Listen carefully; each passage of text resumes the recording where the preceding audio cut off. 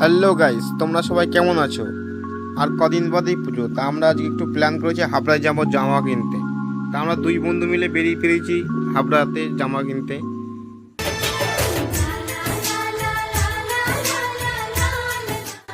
যথারীতি আমরা ট্রেন থেকে এখন নেমে গেছি, নেমে সোজা আমরা হাঁটা শুরু করেছি সামনের দিকে।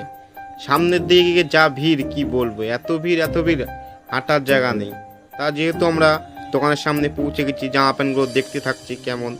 দেখতে দেখতে সামনের দিকে এগিয়ে গেলাম। এগিয়ে গিয়ে যা দেখলাম তা কি বলবো, চক্ষু চড়ক গাছ। এত ভিড় যে একটু এগোনো যাচ্ছে না। তা যেহেতু আমরা আবার দোকানের সামনে চলে এসেছি, দেখতে থাকছি জামা প্যান্টগুলো কেমন।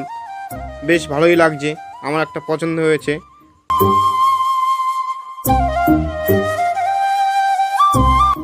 তো গাইস, আমাদের এখন জামা কেনা হয়ে গেছে, আমরা এখন ট্রেনের জন্য ওয়েট করছি। তো গাইস, আমাদের এখন ট্রেন ছেড়ে দিয়েছে, যেহেতু